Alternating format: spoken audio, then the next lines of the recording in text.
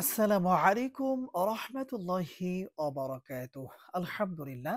সম্মানিত দিনী ভাই ও বোনেরা, আজ আমি আপনাদেরকে শিখাতে চাই ৩ কুল পড়ে কালো সুতায় ফু দিলে কি হয়? বিস্তারিত জানার জন্য আর এই দামি আমলটা শিখে রাখার জন্য সম্পূর্ণ ভিডিওটি দেখার অনুরোধ থাকবে।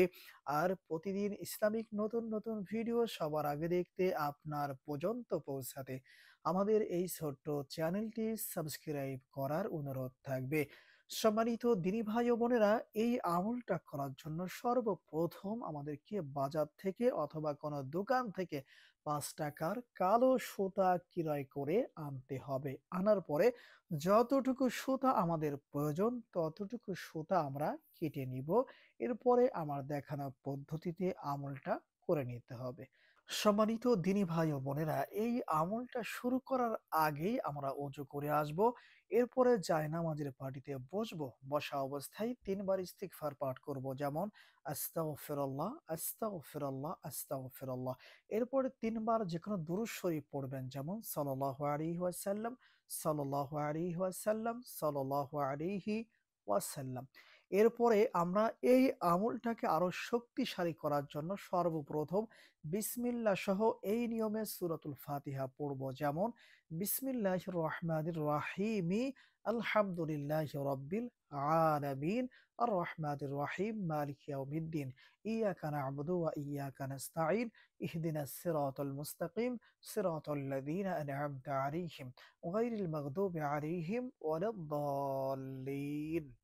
এখন এর সাথে আমরা সূরাতুল ইখলাস পড়ব। যেমন বিসমিল্লাহির রহমানির রহিম কুল হুয়াল্লাহু আহাদ আল্লাহুস সামাদ লাম ইয়ালিদ ওয়া লাম ইউলাদ ওয়া লাম ইয়াকুল লাহু কুফুয়ান আহাদ।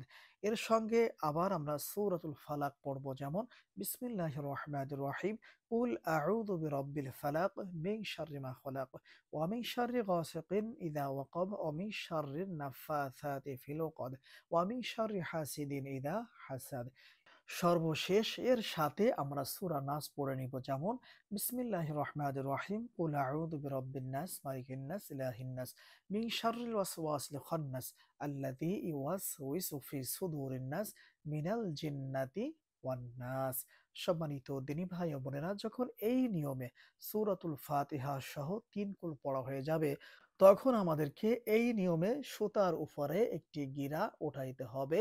এরপরে এই সুতার উপরে ফু দিতে হবে এবং ফু দেওয়ার সাথে এই সুতার মধ্যে একটি গিরা দিতে হবে। যেমন এই নিয়মে সূরাতুল ফাতিহা সহ ৩ কুল ৭ বার পড়বেন। আর এই সুতার মধ্যে ৭ টি ফু অথবা দম করবেন এবং দম করার সাথে ৭ টি গিরাও দিতে হবে। এরপরে কষ্ট করে একবার দুরূদে ইব্রাহিম পাঠ করতে হবে আর সুতার উপরে ২ টি ফু অথবা দম করতে হবে। যেমন সাল্লাল্লাহু আলাইহি ওয়াসাল্লাম।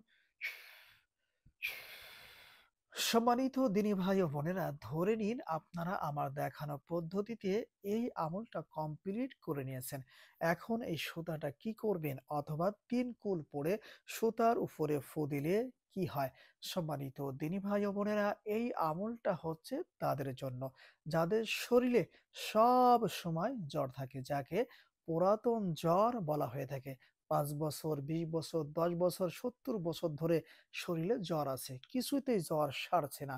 যাদের এই সমস্যা আছে, আপনারা কষ্ট করে আমার দেখানো পদ্ধতিতে এই আমলটা করার চেষ্টা করবেন।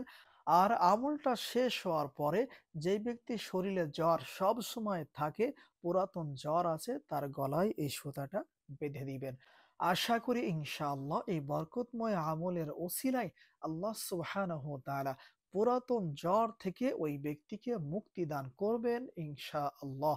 আসসালামু আলাইকুম ওয়া রাহমাতুল্লাহ।